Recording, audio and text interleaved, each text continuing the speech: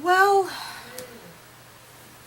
since I promised to do a live report of all my older conventions and concerts I've been to that I wanted to mention, it's finally time to talk about a not-so-great experience, a very infamous con, and I probably will try not to say the name of this convention too often in future videos as I progress on this journey of catching up on all these live reports.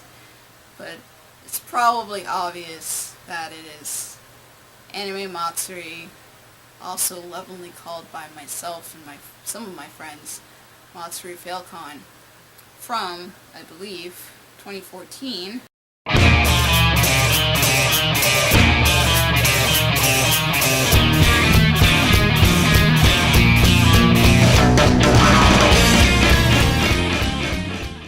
So let me get some housekeeping out of the way. Once again, I want to give a shout out to my #1 Netflix and chill follower from Patreon, Alice. Thank you again for your donation. It means so much to me, and if you guys want to see early access to any of my YouTube videos, my blog posts, or just want to see even more personal videos like my semi-daily vlogs, you can go to Patreon as well and become an official Muddy Cult follower. So this story comes from Anime Matsuri in Houston from March 15th, 2014, because that's how far behind I am with live reports, just like my Ganglion one. So, my history with Anime Matsuri just deserves its own video, but in short, I haven't had the best track record with this convention, and from the very first time I went, which I believe was in 2009, my friends and I looked at each other and we said, never want to come back to this convention.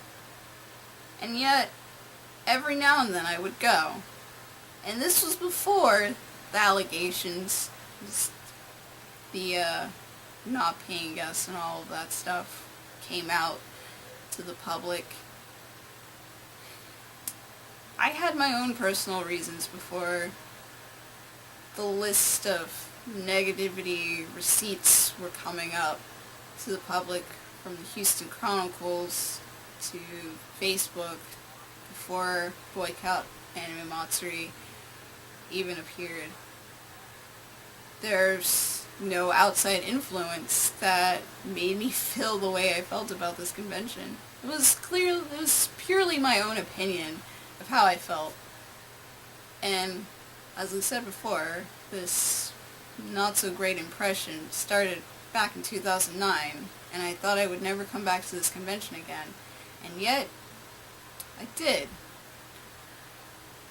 And if you follow my cosplay page, or this YouTube channel, because I probably have mentioned that I have gone other times, I still went.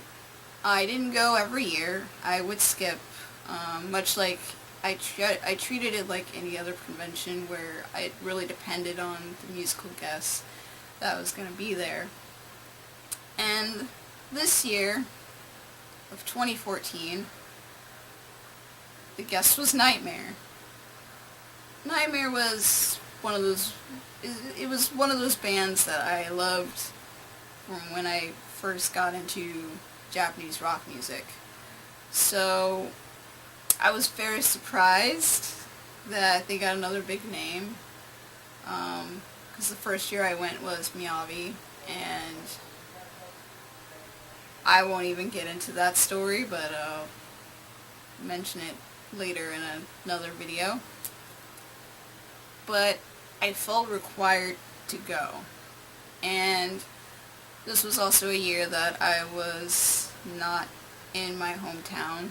I was off at college, so it fell at a good time. It was during spring break, so I was already coming down here. I wanted to do a very simple costume for the convention. I didn't want to do anything complicated because As you know, I've mentioned many times that Maja and I work together with my costumes, so I just wanted to do something simple. So I picked Gigaflare from their alter ego band, Sendai Kamusu. Yeah. And it's pretty much a jumpsuit and a frog hat. I'm sure some of you have seen it, so I did that costume. And the plan was to go to the convention, and then after it was over, my friend and I would leave from there and head back to the university. So, similar to my Ganglion live report, minus the giveaway. Unfortunately, I do not have any giveaway items for Nightmare, and I really wanted to have giveaway items, but it was very restrictive, and I don't know, I'll explain it later in the live report.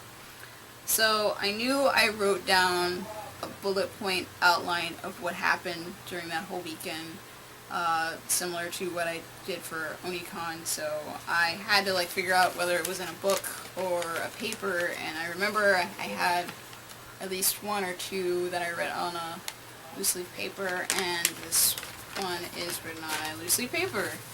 So that's it. It's kind of has some extra notage and other things off to the side.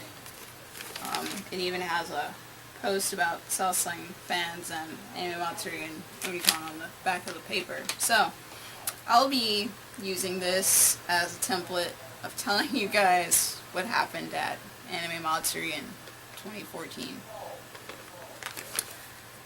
So, let's start with Friday.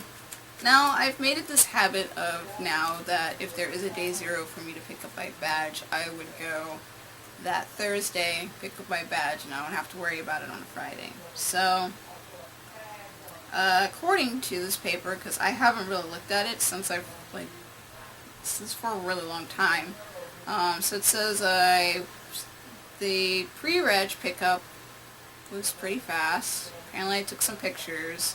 I missed the Johnny Young Bosch voice actor panel, which sucks. Let's see. It looks like I met up with the people. Let's see, who did I think I know who I roomed with. I roomed with a friend. I'll call her Freya, because at the time she was like, oh, I'm changing my name to this. So I roomed with her. She's an awesome Lolita person, and she also used to do press stuff for J-Rock and whatnot. It looks like I met up with some friends from here, and when I saw Shinji in the pre-reg line, in the registration line, I talked to him a little bit. I had a fake labrae piercing. It was just a bead held together by spirit glue, or spirit gum. And I tried, I think, 2 different types of glue to see which one would hold best for my labrae, because Ruka or Gigaflare has a labrae piercing, and during the testing, the spirit gum held the best, but when I got there, I lost it, and I just really didn't care. It was whatever. Let's see. It says I try to look for the Vampy Bit Me table, and it didn't sound like with Edwin, and I didn't have very good luck. I also noticed that the gun show was setting up nearby, so I guess they had a gun show convention going on at the same time as Matsuri.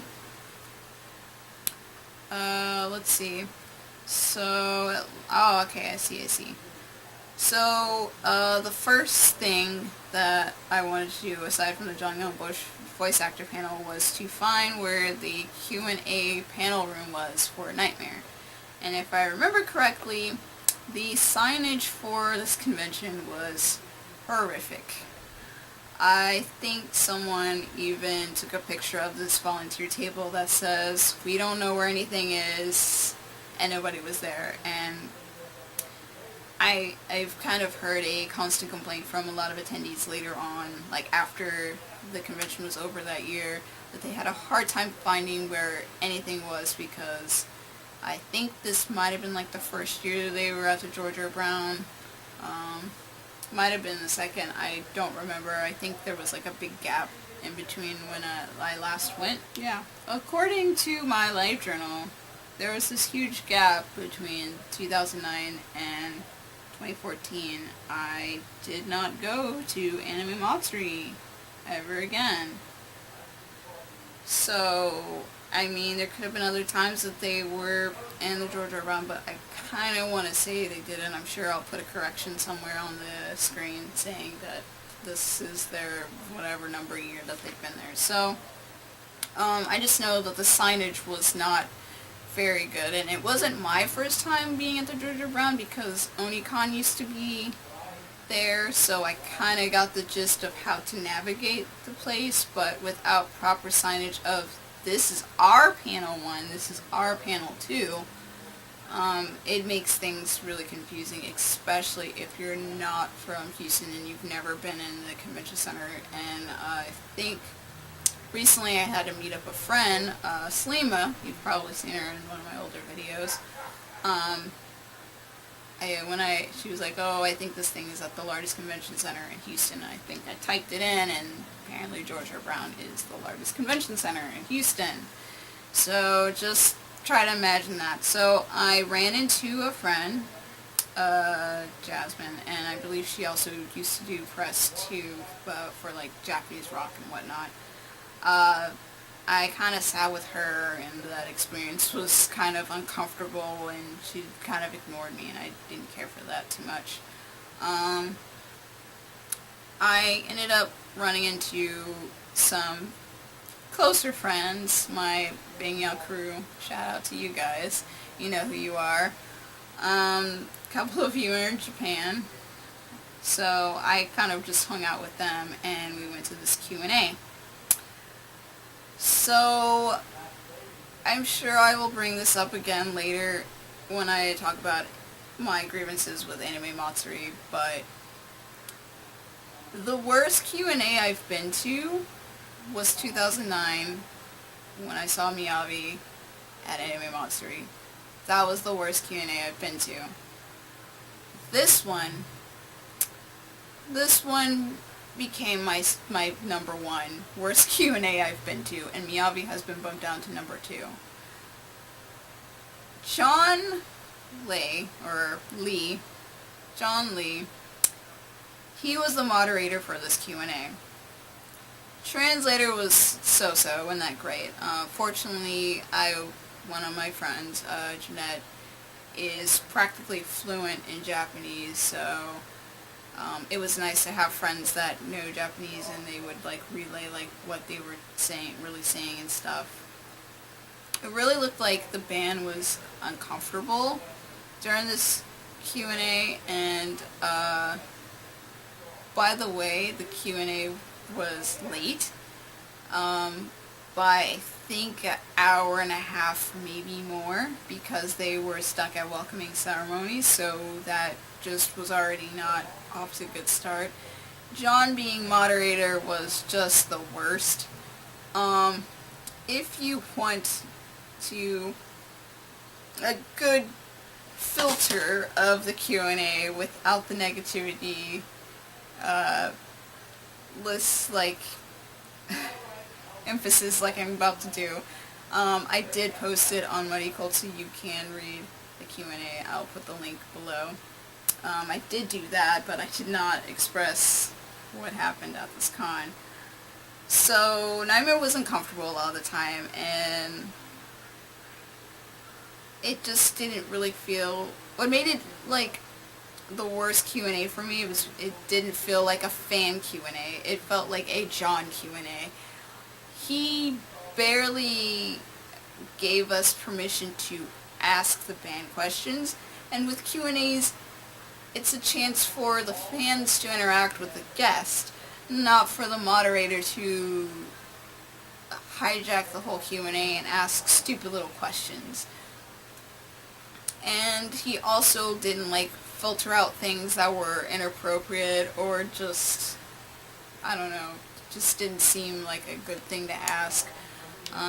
One question asked about a former member in the band, which is something that is it's in kind of an unspoken rule of you just don't ask about former members. That got asked, that got filtered in. There was also a question about Yomi's swan underwear, which is a super old video. I think I put that in the Q&A or something. I know I definitely put the former member thing probably. I haven't looked at that Q&A in a while. These are things that we could have skipped on. They just seem super bored and uninterested because, I don't know. There was also a moment where John asked if anybody knew any Nightmare songs, because clearly I don't think he knew anything about the band. And I think one person stood up and sung something and whatever. I think this was the part what my friends were the most upset about. Was he was asking if anyone bought any the Nightmare t-shirt at the I think it was at the Anime Matsuri booth, and we had no idea that they were selling any merchandise whatsoever, because it was like there was no like big banner or sign or anything that says here's Nightmare table, buy stuff at the Nightmare table. None of that.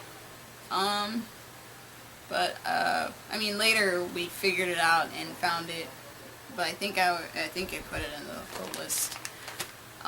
So there was like maybe 2 or 3 people in the crowd that had a Nightmare shirt. So he picked one of them. They were like about first row or second row.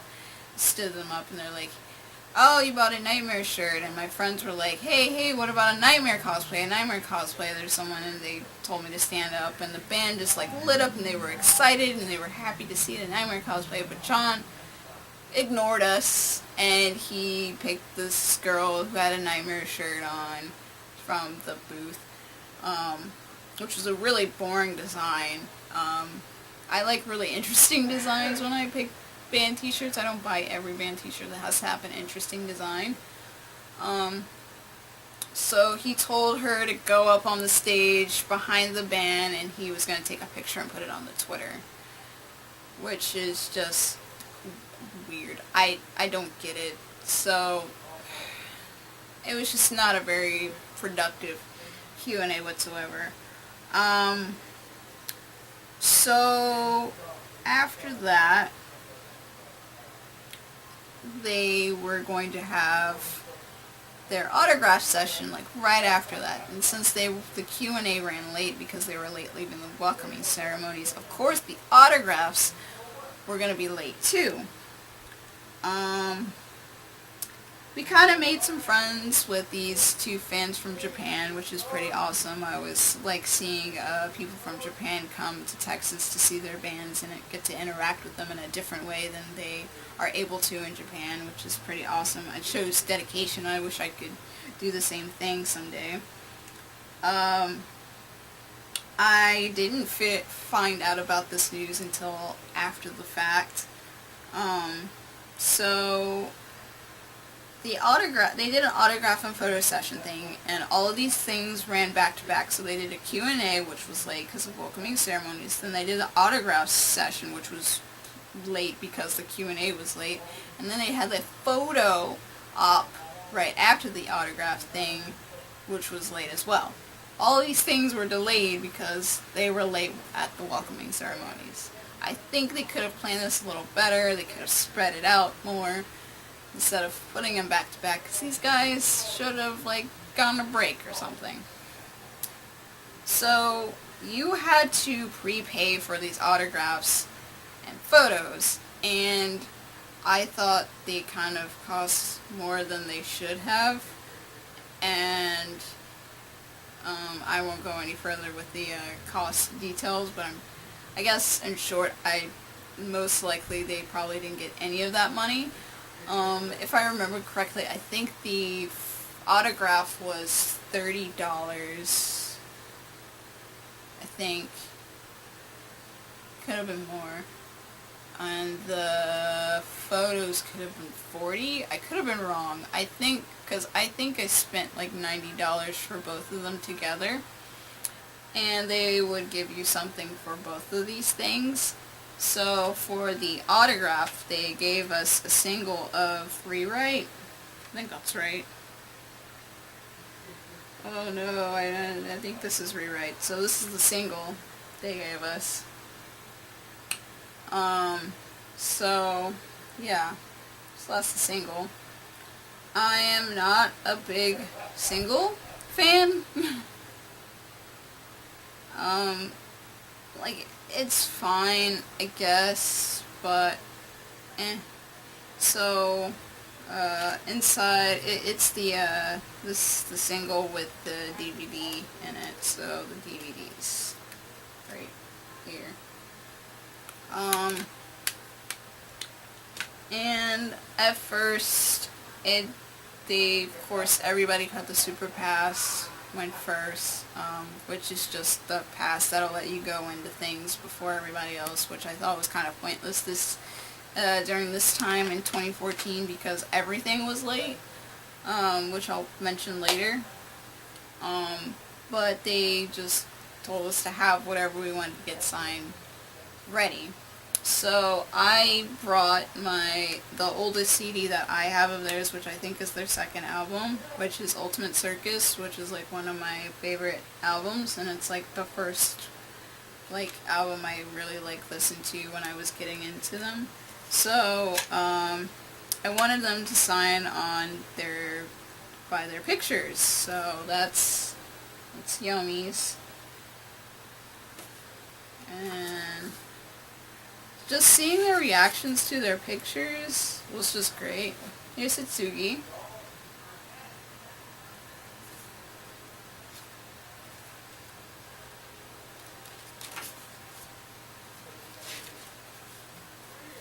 Sekito. Just giving my camera a little time to focus. Then we have Nia. And lastly, we have Aruka. So it was just kind of nice seeing their like reactions of them going like, whoa, like, oh, I made terrible like styling choices. Look at this hair, look at this makeup, it's just insane. It was just we kind of like laughed a little together, and I really enjoyed that, and I was just in a like little happy place, like getting out of that funk of how awful the Q&A was and how like my friends felt about it. They were just the most displeased about it. I didn't get like upset about it until later as time went on, but I think they were the most upset at first. But later I found out that and I also vaguely remember they had like 3 lines going on. They had like a Super Pass line, and then the people who got tickets, and then the people who didn't have tickets, if they had time to get those people in to get autographs. And I think they only did 1 autograph session, so I don't even know if everybody got their stuff signed or whatever. I found out after the fact that my friend Ba was trying to get her Shocks magazine signed with them on it, and she was denied that. They told her she can only get the CD signed, which I think is really stupid, because it's like, we already paid for the autograph, we already paid for the CD, we should be able to get whatever we want that is officially Nightmare merch signed. Like, I don't see a problem with that. Like, I understand that the artist wants to make money, but if you already bought the ticket to like get an autograph with them, you should get whatever official signed, right?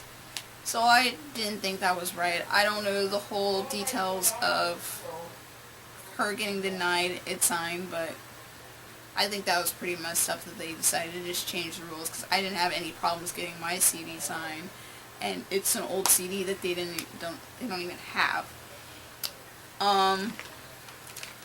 But that happened. So since all of us, I believe, got tickets for the photo thing, and it was right after the autographs, of course we had to wait. So, the photo ops, as happy as I was with the reaction that I got from the autographs of my Ultimate Circus album, the photo op brought my mood back down. Usually when I'm able to cosplay the guest band, I love hearing their reactions on my costume, how well it's done, and we get to talk for, I don't know, like 10 seconds or something like that. I was not able to do that with this one. So they gave us this bad news of, so with our ticket for the photo thing, so you would purchase the ticket online for the photo op, and you would get a towel. So that's the Nightmare towel, if you can see it. So you've seen it in a lot of my videos, but that's the Nightmare towel I got from the photo op. And they're supposed to print out a copy of the picture, and that would be it. But they told us that their printer was not working, and that they would be like, I don't know, I vaguely remember what they told us. I think they said they were just gonna email it to us or upload it online or something like that. No, they were gonna send us. That's what was gonna happen. They were going to send us a copy of our photo. That's what they promised that they were gonna be doing.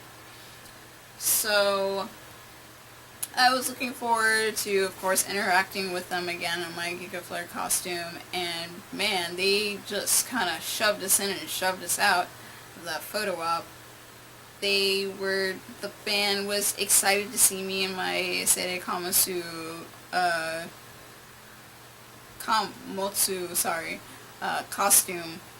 and I could hear them kind of compliment me a little bit, but then we had to like quickly snap out of that and take the picture, and then I had to go. It was very in and out. It was not a lot of interacting. Later on, they decided to upload the pictures on their website, and a lot of people were angry, and they were like, you promised us to mail us our pictures. We did not consent to having our photos on your website. It's like you using our pictures as promotion for your convention, saying, look at all these people that showed up for Nightmare. I'm getting quotes from people that I know that have said this, and someone also got bullied over their picture because they were overweight or heavy-set Lolita, and you know how it is that, I mean, it sucks that people do this whole fat shaming thing when it comes to cosplay and Lolita. It's just like, let people enjoy what they enjoy. It doesn't matter what shape, size, identity, or skin color, or whatever you are. Just let them enjoy what they enjoy, because you enjoy it too, and it makes you feel good. Let them feel good too. Eventually, after much urging and pushing, they did mail out the photo, and I'll probably use it for the cover of this video, but yeah, that's my picture with them. So Nia is just looking down. I think he might have been in the middle of like telling me something about my costume. I don't know. It's kind of dusty, sadly. It wasn't a frame, but I think the frame broke. But yeah, that's my picture with Nightmare. So what could have been great memories of my photo op was sadly soured by bad planning. What else? They also, I did mention that they complimented my costume, and they also kind of apologized for us going in and out. It was going by really quickly too. I also got asked about my jumpsuit by somebody in line. They were wondering where I bought it, which I thought was cool. And honestly, I bought the jumpsuit, and all the designs and stuff were hand painted by myself and a neighbor. I drew out the back and stuff, and he kind of like corrected some areas because he's more of an artist than me. I'm good at copying, but at the time I was getting kind of frustrated, so he kind of fixed what I did, and he made it look really great. We made a really good team.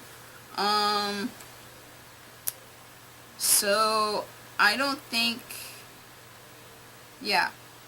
I didn't have a room for Friday, so I had to like go home afterwards. So after the photo op thing, I'm sure we just wandered around or whatever, and they wanted to go off and get food. I thought about going with them, but I kind of wanted to check out the fashion show, so we split up. They went off to get food, and I went to the fashion show. And unfortunately, fashion show was delayed. According to my paper, it says the fashion show line was super long. I remember it wrapping if you know what the Georgia Brown looks like, it just wrapped around and practically like covered the whole like second floor. The doors opened at 9 o'clock. The show started at 10, and it was supposed to start at 8 o'clock. The theme of the fashion show was called Fairy Tale. And I didn't even get to see the fashion show. I sat around with a friend that I just met, and when they finally opened the doors at 9 o'clock, an hour later than what it should have been, I sat down for a couple minutes, and before the show even started, I left because I was in the employee parking, like one of the employees let me park there, and I didn't want my car to get towed. So I just decided to leave and head back home, because it was by the time the fashion show ended, I'm sure it would have been midnight or later, and I didn't want to drive that late going back home, because I didn't have a room for that day. So that was Friday. Yay.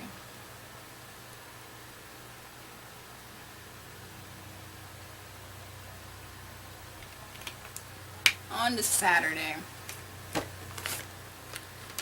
Let's see. Oh yes, I forgot. 2014 was the year that I was planning on graduating. So I did my graduation photos before I went off Saturday to the convention. And this time I had a room. So I skipped the Reika Q&A, even though I wanted to check her out. I'm not a huge Reika fan. I think she's a pretty cool cosplayer, but I'm not like a lot of the fans that were there that's all like, oh my gosh, I love Reika, I have a crush on Reika. Yeah, I enjoy her aesthetic. She's a goal. I would love to be better with my makeup and androgyny and whatnot, but I also apparently skipped Walking Dead panel. See a pattern here? Keep missing these Walking Dead panels. I stored my bags in Bob's room temporarily until I could go into the room I was staying with Freya and her friends. Looks like I checked out the dealer's room for a while.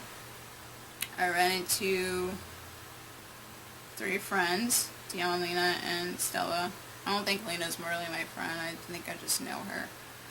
I also saw my friend Jasmine before she went to the cosplay contest. Please do not boycott her channel or anything. This, like I said, this is from 2014. This is before everything happened.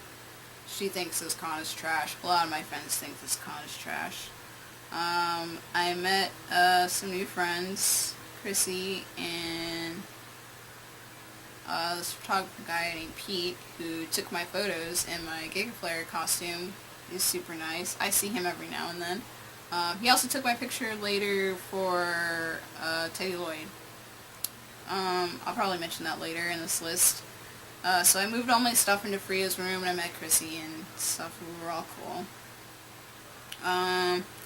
Apparently I chose to skip the cosplay contest, even though I wanted to see it to support my friend Jazz and see her costume, because she's an amazing cosplayer. Maybe one day I'll get to cosplay with her whenever she feels inspiration to get back into it. So I sacrificed that to go in the concert line, which was delayed, and I ended up changing lines because a friend had some connections with one of the volunteers, so I'm going to go into the details of that, but we were able to get in a little bit earlier. I thought that was pretty cool. So I think the concert was maybe 2 hours late. I remember hearing some other fans in the line saying that Hitsugi and Sakito were running around the convention center playing hide and seek when they should have been in there doing sound check or whatever. Oh yes, it says that in here. So we were waiting around for sound check. Hitsugi was playing hide and seek on Twitter. This is also when some bad stuff started to happen. So, when we went in there, we were at the very front of the stage, like first, second row, if there were actual rows, and we were on stage right, which is left for audience. If you've been to concerts, it would be on your left, but if you're a theater person and you know how stage works, it was stage right. There were no barriers, which is completely unsafe because, as something Jeanette pointed out, it was easy for you to get trapped under the stage. If you've seen that scene in Selena with people being crushed against the gate and you almost got stuck under the stage, not a fun little thing that happened. Fortunately, that didn't happen to us, but I know later on I saw on Matsuri's Facebook of people saying that they had broken bones and bruises and lots of injuries because there was a lack of barrier and people were pushing. I know Jeanette, sustained some injuries, but it wasn't from pushing, it was just from us being the amazing bangyo that we are. We decided to do a lot of synchronized Japanese foodie and stuff, and we were like, hey, if people complain about it, they just need to join right in, and I think the band really appreciated that. Also, the sound levels were terrible. A lot of the time, you would hear one instrument louder than the other, you could barely hear the vocalist. We also cracked a lot of glow sticks beforehand, so they had glow sticks for Nightmare.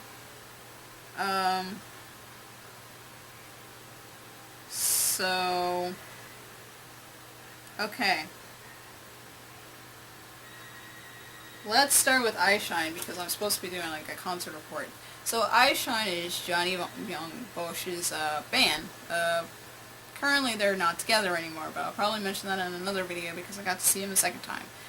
I've actually never listened to their music, but I thought they were pretty awesome, and I remember reading Johnny's lips during the concert when he was singing and he was trying to tell them to raise the levels up because he couldn't hear himself or whatever, and you could barely hear him singing, and you can just hear him kind of mouth.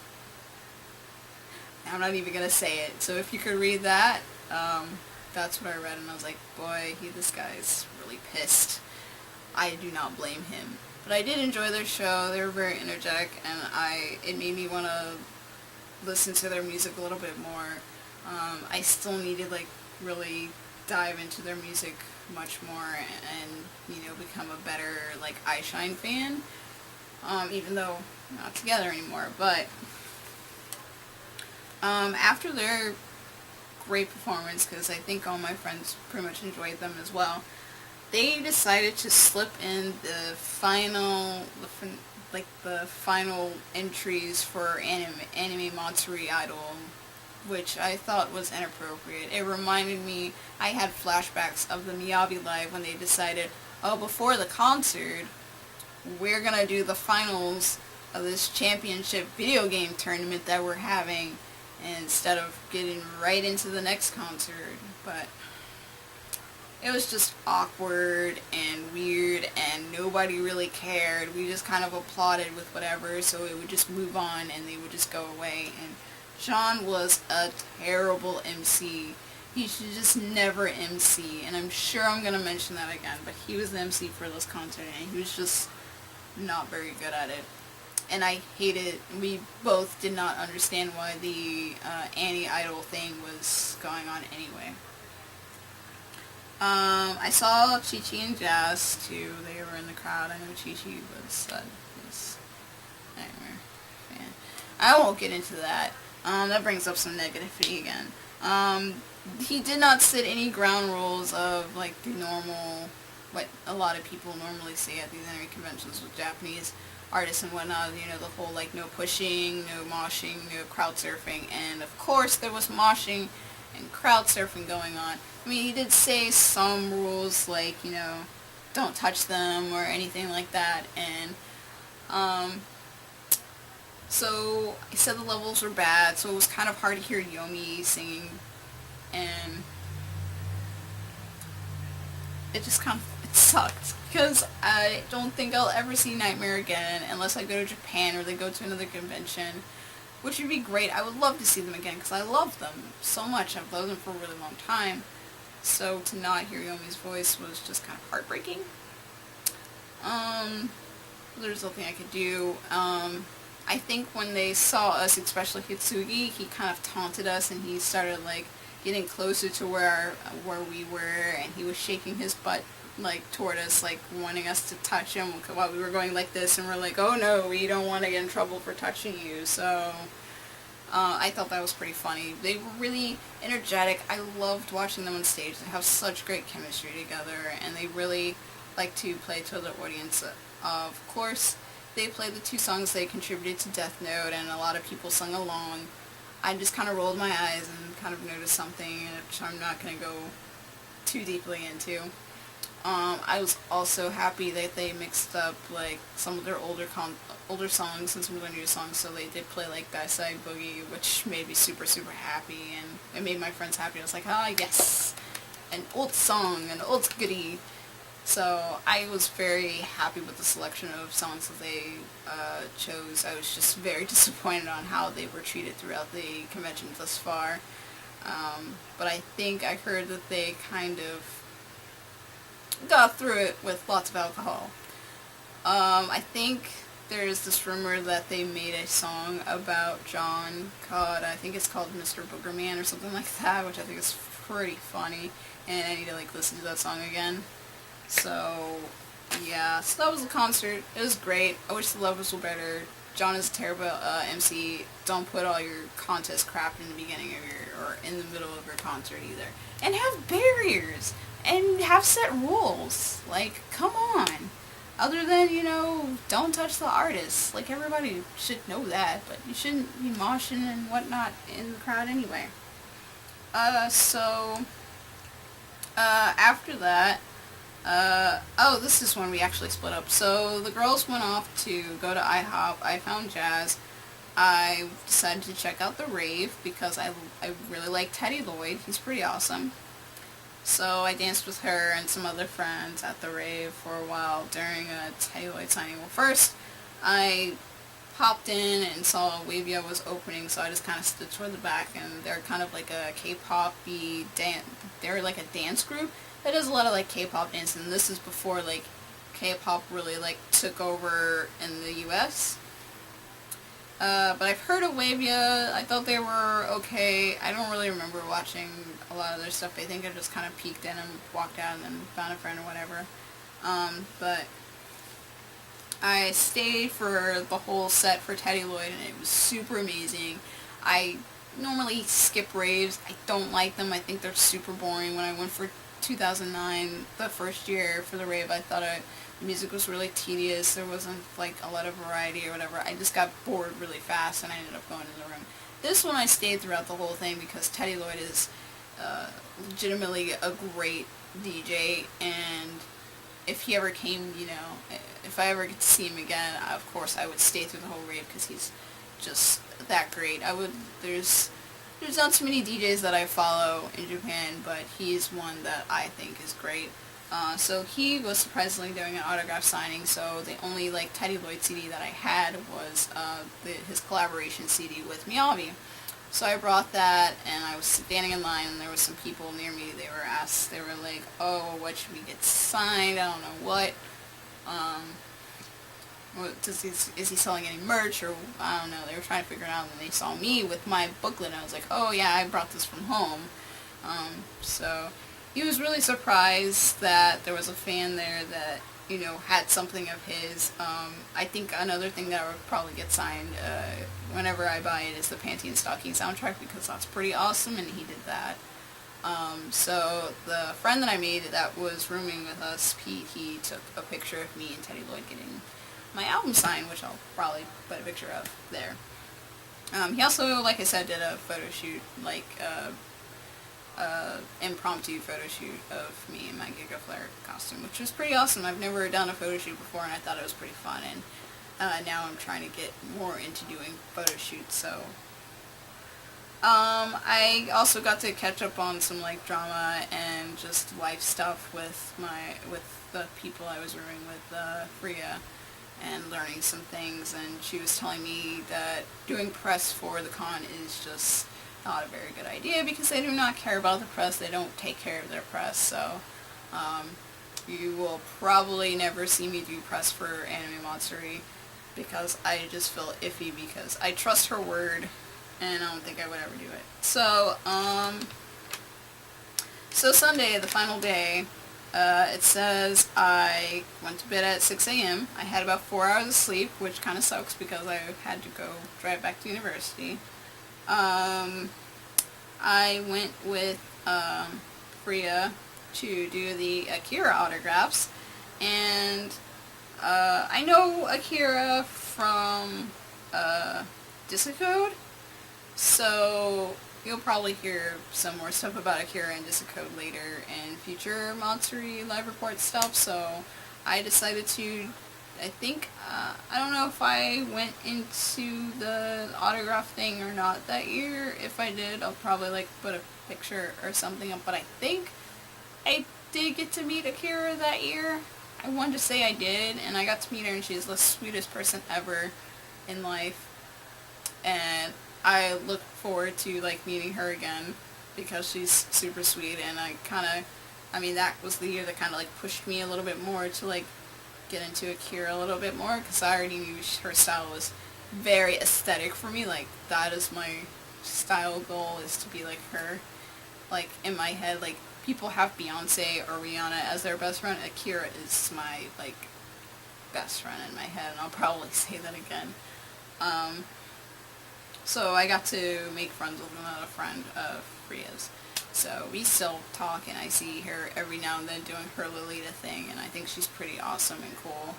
Apparently she does some Visual Kei costumes too, but I don't think she's done any in a really long time.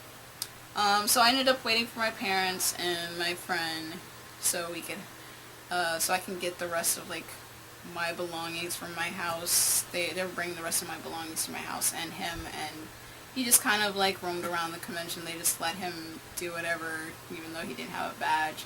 And I think that was the year they decided to do RFID tags, and I also think that was the year they started lying with their attendance. But of course, that's for another video. So, let's see. What does this last line say? Something about no room key, something about sleeping, I don't know. Oh, I did get to meet Vampy Bit-Me. She is the coolest person ever. I got to take a picture with her. I didn't get to buy a print, because I kind of spent my money on a whole bunch of other stuff. But she was like, oh, it's totally fine. I mean, the stuff, being an anime fan is just really expensive, and I don't expect everybody to buy prints for me, but it's really cool that I got to talk to you and stuff. And we ended up talking a lot because she saw my hoodie. I had a Durn Grey hoodie on. And she's like, oh, I love Durn Grey. So we started talking about them for a bit, and then I saw her line got a little longer, so we took her picture, and I was like, I'll see you later, and I'm glad that you're a Durn Grey fan. It just makes me love you even more, and I still love her. Vampy Bit-Me is great. I left there. Also, I was kind of, like, a little shaky too, because I was just so happy. I also got to meet, I think, Chew Bear or Stella Chew was one of those two. I'm not sure. I want to say it was Chew Bear. I think I took a picture with her. So, I'll put a picture probably here and correction of which Chew I met. So we left there about 4:30, and unfortunately I got shaken in a totally different way on my way back to university. My back driver's seat tire blew. It's never happened to me. I was freaking out because I was on the highway. And eventually I got some assistance and I needed to calm down, and I pulled off somewhere. I don't know how I got there. I don't know how to get there now. It just kind of was a coincidence. We ended up just hanging out at this place called Big Mama's Chicken and Waffles in some shady little neighborhood, but the food was good, but apparently it was expensive according to my friend. So that was Anime Matsuri in 2014. I have some not so great memories, but I also have some somewhat good memories. It also kind of like shed a light on the real face of that convention to me and my friends. I warned them before it started that this con is terrible, that I did not enjoy myself the first time, and I was not looking forward to going my second time. But I needed to see Nightmare. That was my reason for going, is to see Nightmare, and that was their reason for going to see Nightmare. And a lot of the time I was telling them, like, hey, don't be surprised, don't be disappointed, I warned you, this con is not good. So, the concert was great, despite John being a horrible MC, the anime idol thing, the levels being bad, and there's no barriers and whatever. But I would love to, of course, see Nightmare again, and if Irishine decides to reunite or something, I would love to see them again.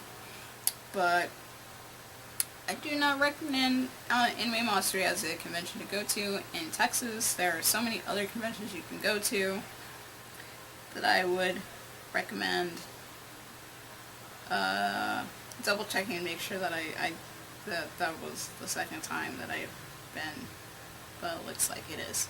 So yeah, so that was my my experience at Anime Matsuri in 2014. My battery's about to die. I believe... Oh, I ran out of memory. Or I'm about to run out of memory. So if you guys enjoy this video, give it a thumbs up, and if you'd like to see more of my face and stuff, subscribe. I do make videos every now and then, and if you want early access, you can join me on Patreon, and you can get early access to any of my videos and blog posts that I put on Muddy Cult. I'll see you guys next time, and I'm sorry I have no giveaway for Nightmare. It would have been awesome, but I just didn't have the opportunity to. Alright, bye.